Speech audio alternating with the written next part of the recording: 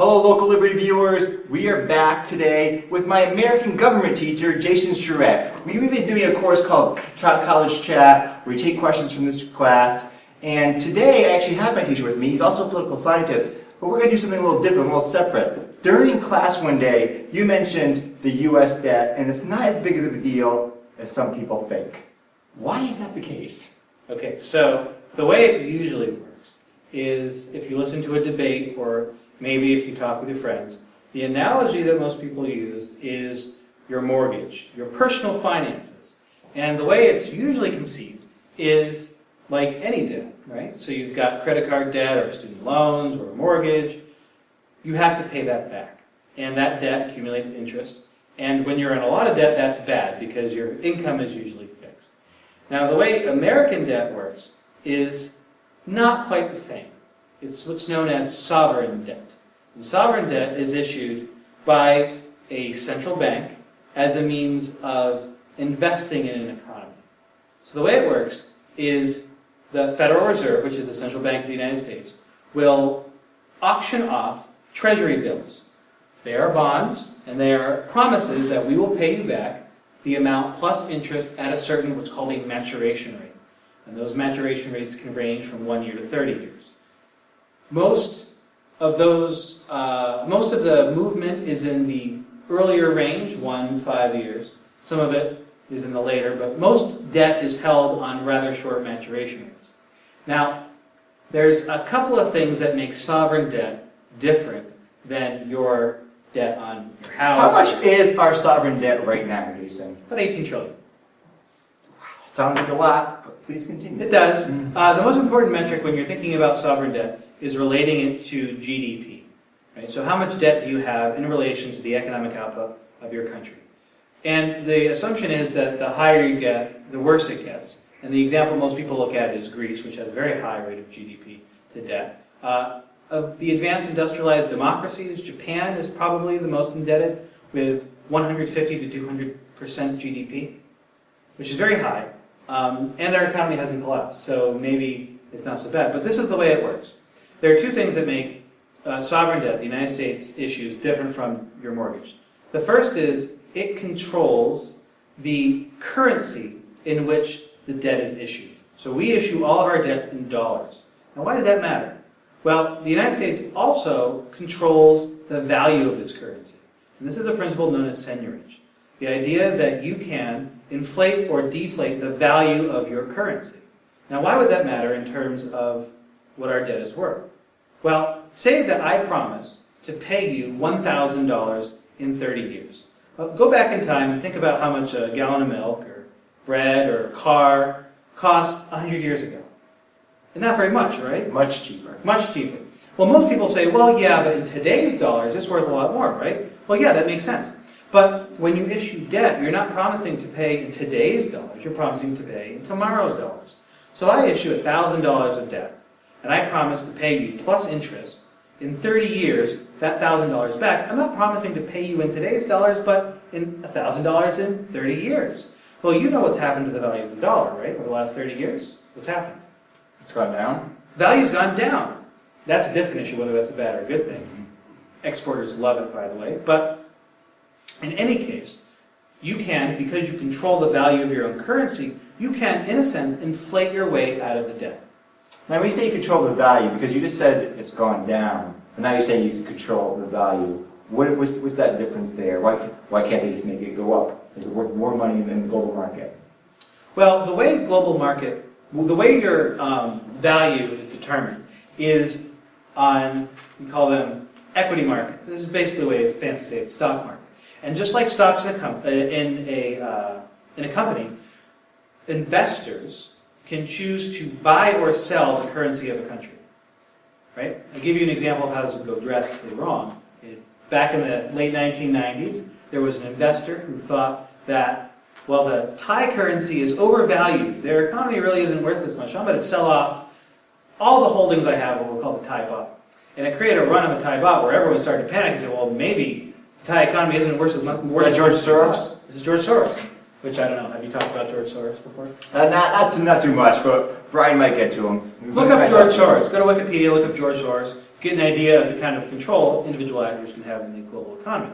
But He's a very wealthy individual. Very wealthy individual, and he was able to, in a sense, trigger a financial panic, not just in Thailand, but other places like Indonesia and South Korea and Russia. It got so bad that the government of South Korea were begging their citizens to bring gold jewelry. South Korea, bring gold jewelry and melt it down so they could help pay their debt. And the problem was, all of their debt was denominated in dollars. And they couldn't control the value of the dollar, they could only control the value of their own currency. So even if they had an independent monetary policy, the ability to control the value of their own currency, they couldn't control the dollars, which, by the way, is why Greece got into such problems. They couldn't control their own currency, which is euro, and they couldn't inflate their way out of it because they don't have a central bank that controls the money supply, which is the European Central Bank. Are there any countries that are on par, or even close to on par with the United States with this ability? Or are there any other major players in the world that can have even a tenth of this effect that the United States has? No. The fact is, the United States is the single greatest importer of currency. And what I mean by that is we will basically suck up all of the excess capital around the world. Because a lot of these economies, like China, like Japan, make a lot of money off of exporting. And a lot of that is what's known as hard currency. They can't put it into their economy because it'll overheat their economy.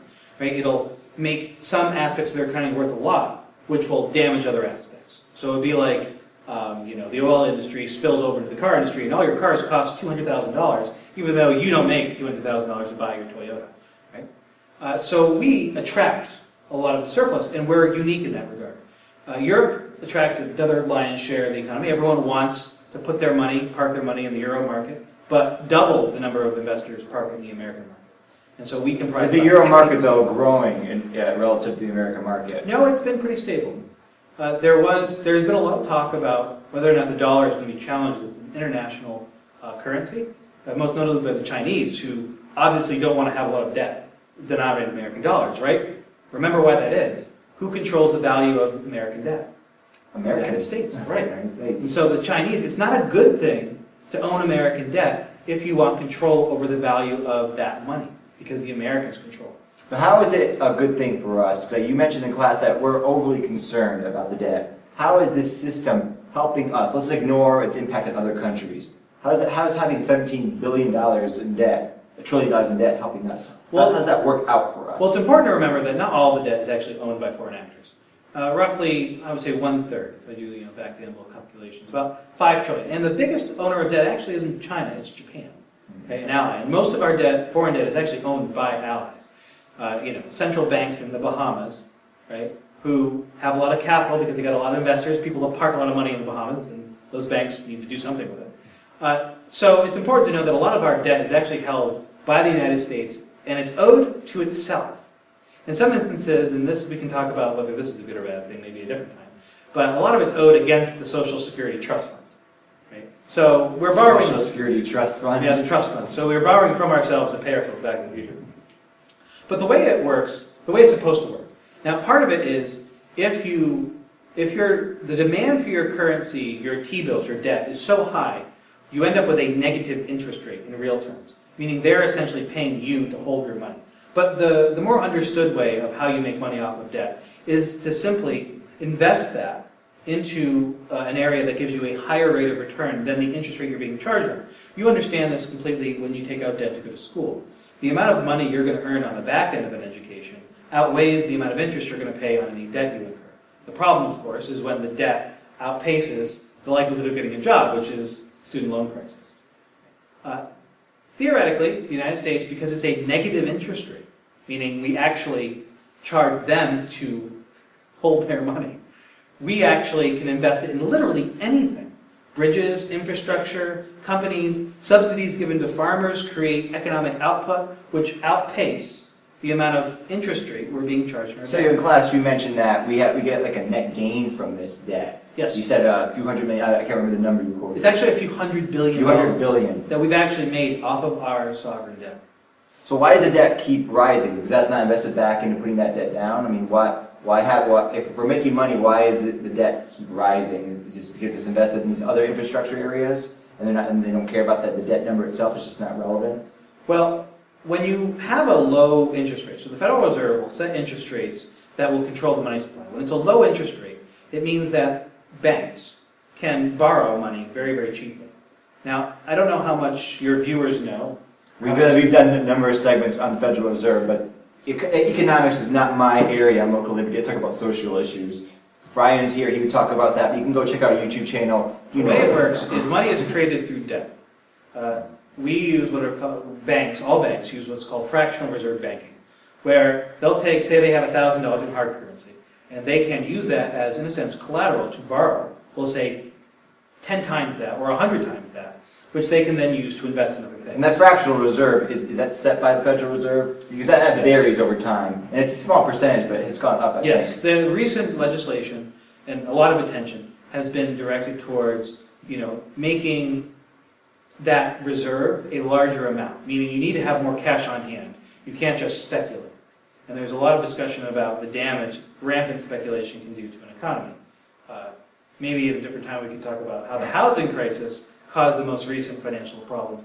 And of course a global recession. In fact, your parents buying houses and you buying houses back in the 2000s, early 2000s, ended up hurting the Greek economy. Oh man, there's so much we could talk about. So much we could talk about. I have one more Sure. question about this current system we have in place. You say it's benefiting us, but is this long-term sustainable? I know if Brian was here, he would talk about fiat currency. It's just we're printing money. We can just do whatever we want. But this is at some point this is going to collapse, and this is going to be lead to negative outcomes on our part. Well, yes and no. So can it exist in perpetuity? Well, look, there's no laws of economics are overstated. They're not immutable. They're not gravity, right? So your economic situation should change to reflect the circumstances, at least in terms of a sort of macroeconomic policy. The United States finds itself at a very unique moment in history where we are the largest country in the world. We are the largest economy, representing about 20 to 25% of all economic output globally. The Chinese are catching up, but the Chinese are using a different kind of model. They mostly export. They are, in a sense, the factory floor of Asia. A lot of places assemble there and ship abroad. So it's a different kind of model, and we'll see if they can transition to a more technology-based economy or information economy. But we also are at a time of global insecurity. There are a lot of problems, right? ISIS is one of them. People are afraid to keep their money in the Middle East. They don't want to invest there, so they have to send it abroad. The Chinese equity market's not sufficiently deep. They have to send that money abroad. They get through exporting. The Japanese economy it's not moribund, but it's not growing, and they send money abroad.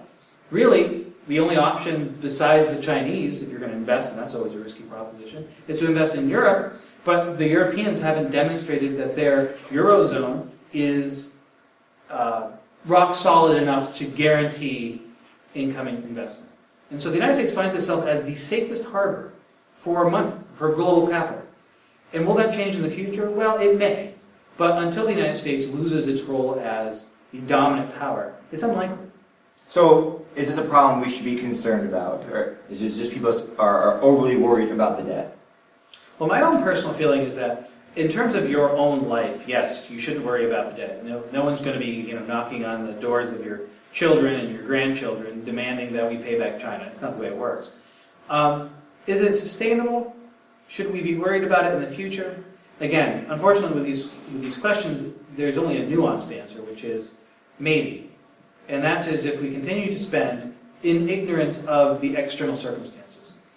If we end up with a resurgent Europe and we end up with a China that gets its act together economically, they are currently experiencing their own housing bubble, but they get their act together and the Japanese get their act together and Southeast Asia, ASEAN, develops as a more powerful actor and India opens up its economy. In other words, if there are more options for global capital, then yes, we absolutely should be concerned because we will no longer be charged a negative interest rate.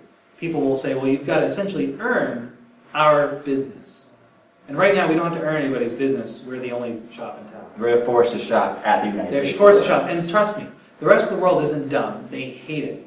But as of right now, they cannot provide an alternative or credible solution to this particular problem. Well, Jason, it's been a pleasure having you. I have plenty more questions for you, and I'm sure Brian does as well. Maybe we can get him in here after you watch this video. I'm sure he'll have many questions to ask. Anyways, local Liberty viewers, check us out on YouTube. Check us out on Charter 192. Check us out on CVC 5. Check us out wherever you are. Thank you, Jason. See you guys later.